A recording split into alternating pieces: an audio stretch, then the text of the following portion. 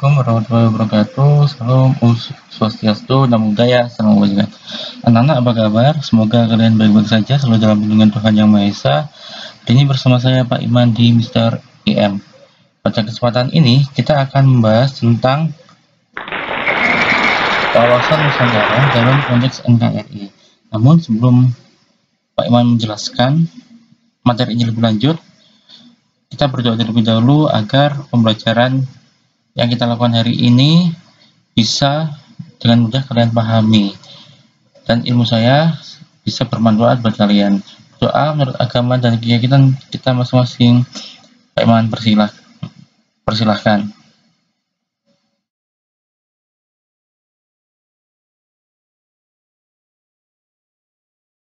Selesai.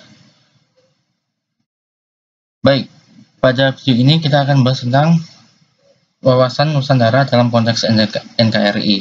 Ini materi bab 7 kelas 10. Lanjut. Nah, pendahuluan ini anak-anak, ini sudah saya sampaikan di materi saya minggu lalu berkaitan dengan pengantar. Kurang lebihnya seperti ini ya. Ini Pak Iman tentang percepat. Ini materi ini masih dibuka sendiri di video saya minggu lalu. Cara kita secara ya, geografis atau di lanjut. Setelah kita mengetahui pendahuluannya, maka selanjutnya adalah apa itu wawasan Nusantara. Pasti banyak yang bingung, pasti banyak yang tidak tahu.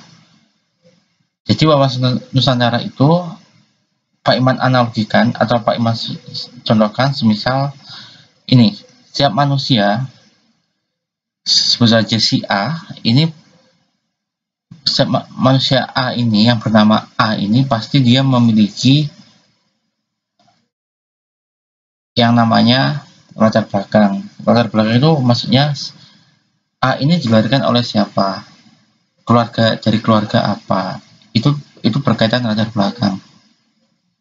Yang kedua adalah tujuan. Si A ini pasti punya tujuannya dia hidup itu apa. Apakah dia seorang pelajar, seorang pekerja bangunan, seorang guru, seorang polisi, atau apa. Pasti dia punya tujuan, apa yang ingin ia raih di dalam hidup ini. Selain punya tujuan, setiap manusia pasti mempunyai yang namanya ciri-ciri.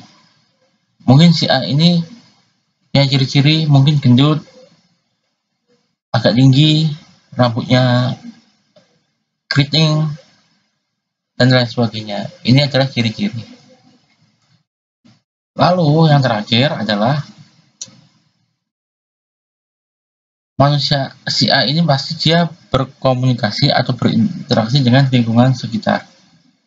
Misal si A ini sering berkomunikasi dengan siapa sih? Apakah ruang lingkupnya hanya di sekolah saja atau sampai di luar negeri? Inilah yang dinamakan lingkungan sekitar. Jadi dengan siapa manusia yang bernama A ini berkomunikasi dengan lingkungannya. Ini adalah analogi kita untuk memahami wawasan Nusantara. Jadi saya analogikan seperti manusia ini. Maksudnya apa dari 4 poin ini? Dari 4 poin ini punya maksud bahwasanya ini semua dari latar belakang sampai lingkungan sekitar ini harus kita kenali sebagai manusia yang bijak. Ini harus kita kenali dan kita harus bisa menyikapinya dengan baik. Kita kan punya latar belakang, tujuan, ciri-ciri lingkungan sekitar. Ini kita harus mengenali diri kita sendiri dan kita harus menyikapinya dengan baik. Dari ini semua, ketika kita sudah mengenali dan menyikapi diri kita dengan baik, maka ini akan menentukan cara pandang kita untuk melakukan sesuatu. Ibarat si A tadi dengan punya latar belakang misal keluarga yang berekonomi kaya, misal. Ini akan menentukan cara pandang dia untuk berinteraksi dengan baik, atau tidak. Itu maksudnya. Dari cara pandang ini, maka haruslah disikapi secara utuh dan menyeluruh. Utuh dan menyeluruh ini merupakan cara pandang yang hakikatnya dalam memandang suatu hal ini harus utuh dan menyeluruh. Itu maksudnya. Nah, dari analogi manusia ini, anak-anak, ini sama kayak negara. Negara itu pada hakikatnya punya latar belakang. Mungkin latar belakang negara adalah apakah dia negara yang pernah dijajah atau tidak, semisal. Negara yang kuat atau tidak, negara yang adil atau tidak, punya peralatan yang canggih atau tidak. Ini latar belakangnya. Dia punya tujuan. Tujuan dari negara itu apa? Setiap negara pasti berbeda. Misal negara A, negara B, negara C punya tujuan yang berbeda. Begitu dengan ciri-ciri. Ciri-cirinya pasti beda. Semisal negara A, ini ciri-cirinya misalnya negara kepulauan. Satunya negara B yang ciri-ciri yaitu negara yang berapitan dengan negara lain. Jadi berhimpitan dengan negara lain. Misal, mungkin ada lagi ciri-ciri negara yang iklim geografinya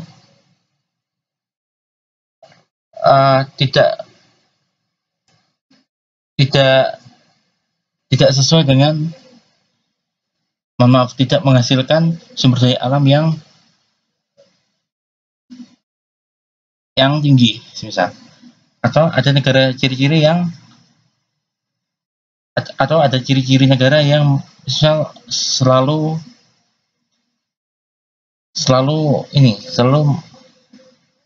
berpotensi tsunami. Ini merupakan ciri-ciri. Negara juga berinteraksi dengan lingkungannya sekitar. Misal negara A, ruang lingkupnya sampai mana negara itu berinteraksi? Apakah dia hanya sampai hubungan internasional atau ikut organisasi internasional? Nah, ini merupakan satu lingkungan. Nah, organisasi internasional dan hubungan internasional ini tidak Pak Iman bahas secara lebih rinci karena itu materi nanti di kelas 11. Nih, yang fokus di sini adalah kita harus, sebagai negara, kita juga harus mengenali diri kita dengan baik, negara kita dengan baik. Jika sudah mengenali dan menyikapi dengan baik, maka negara itu pasti mempunyai cara pandang untuk menentukan jalan hidup dari negara tersebut. Maka untuk memandang ini, untuk memandang suatu permasalahan ini harus secara utuh dan menyeluruh. Utuh dan menyeluruh ini merupakan satu hakikatnya dari wawasan Nusantara.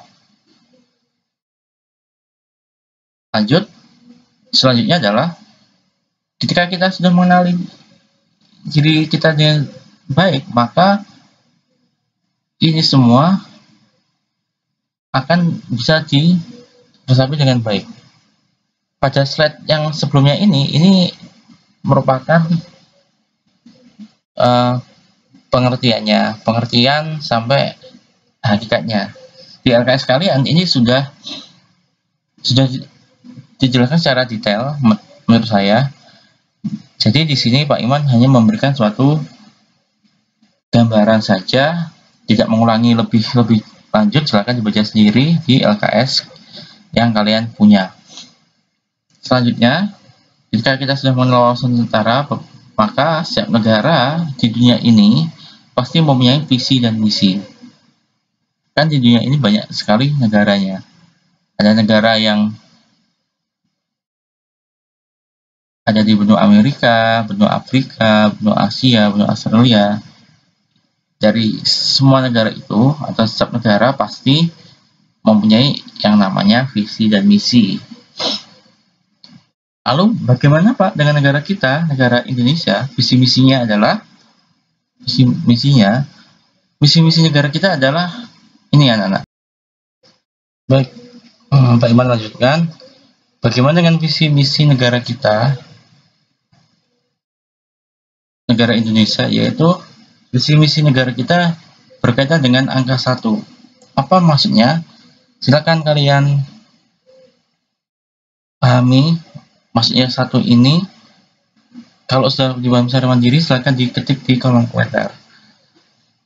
Dari visi misi ini, selain visi misi, maksud saya, negara kita juga mempunyai suatu kedudukan. Kedudukan ini berupa ajaran yang diwariskan dari para pendiri bangsa sampai pada generasi sekarang. Ajaran ini terus berlaku dan turun-menurun. Selanjutnya, selain kedudukan, maka suatu negara, terutama negara Indonesia, ini mempunyai fungsi. Fungsi di dalam negara kita ada 4. Pertama ada ketahanan nasional, kedua ada wawasan pembangunan, ketiga ada wawasan Hankam. Hankam ini adalah pertahanan dan keamanan. Yang keempat adalah wawasan kewilayahan. Silahkan dibaca sendiri di LKS kalian atau mencari sendiri di referensi yang lainnya selain di LKS. Selain mempunyai fungsi, maka selanjutnya adalah negara kita mempunyai tujuan. Tujuan negara kita itu berkaitan dengan nasionalisme. Artinya, suku, agama, ras, dan apapun yang kita miliki itu harus selalu berkaitan. Setelah berkaitan, maka harus berideologikan Pancasila. Ini dari nasionalisme ini akan menghasilkan suatu keguyupan atau keakraban dan akan menghasilkan persatuan dan kesatuan. Ini maksudnya tujuan dari bangsa kita atau tujuan dari negara kita. Baik, materi untuk hari ini sampai di sini. Silakan jika ada pertanyaan, silakan diketik di kolom komentar yang ada di YouTube ini. Terima kasih.